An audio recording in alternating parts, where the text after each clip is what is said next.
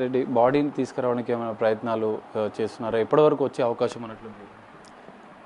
చేస్తున్నారు అధికారులు. నేను అక్కడ కూడా తన ఆట వాళ్ళు చూసుకుంటున్నారు. ఇక్కడ కిషన్ రెడ్డి గారికి, కేంద్ర మంత్రి వర్యులు కిషన్ రెడ్డి గారు, నేను బీజేపీ నాయకురాలని, కేంద్ర మంత్రి కిషన్ రెడ్డి గారికి కూడా ఇన్ఫామ్ చేయడం జరిగింది. ఆయన కూడా అతి త్వరలో ప్రాసెస్ చేస్తా అని చెప్పారు. మా యూఎస్లో కూడా చాలామంది రిలేటివ్స్ ఉన్నారు.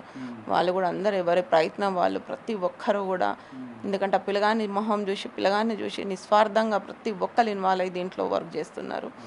త్వరలోనే శుక్రవారం నాడు వస్తుందని ఈరోజు ఎయిర్ ఇండియా నుంచి కాల్ వచ్చింది. శుక్రవారం నైట్ మీకు బాడీని ఇస్తామని చెప్పడం జరిగింది. కానీ బాడీ వచ్చాక ప్రభుత్వ లాంఛనాలతో చేయాలి. ప్రభుత్వం కూడా వీరి కుటుంబానికి, ఎందుకంటే వాళ్ళ ఫాదర్ కూడా 2-3 సార్లు యాక్సిడెంట్ అవ్వడం వల్ల వాళ్ళ కూడా ఫైనాన్షియల్ స్టేటస్ ఏం అంత గొప్పగా లేదు.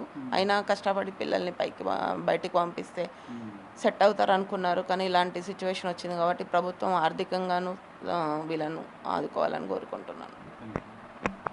ఇది పరిస్థితి.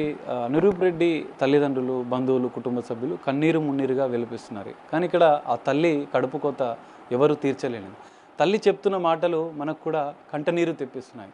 3 తల్లుల అంటే కుమారులను, 3 ప్రాణాలను కాపాడి నా కొడుకు హీరో అయ్యాడు, కానీ నాకు మాత్రం జీవితాంతం ఓ కడుపు కోతని మిగిల్చి మమ్మల్ని వదిలి వెళ్ళిపోయాడంటూ ఆ తల్లి రోధిస్తున్న తీరు మనల్ని కూడా కంటనీరు పెట్టిస్తుంది.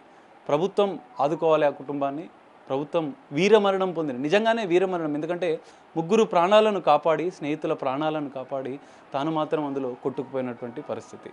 సో వీరమరణం పొందినటువంటి నిరూప్ రెడ్డి భౌతిక కాయానికి ప్రభుత్వ లాంఛనాలతో అంత్యక్రియలు నిర్వహించాలంటూ కూడా బంధువులు కోరుతున్నటువంటి పరిస్థితి. సో డెడ్ బాడీని కూడా త్వరితగతిన ఇక్కడికి హైదరాబాద్కు రప్పించాలని చెప్పి కూడా వాళ్ళు కోరుతున్నటువంటి పరిస్థితి. కానీ తల్లి కడుపు కోత ఎప్పటికీ తీర్చలేనిది. వీరమరణం పొందినటువంటి నిరూప్ రెడ్డి ఆత్మకు శాంతి చేకూరాలని కూడా బిగ్ టీవీ ఆశిస్తుంది. కెమెరామెన్ సతీష్తో కలిసి సాగర్, బిగ్ టీవీ, హైదరాబాద్.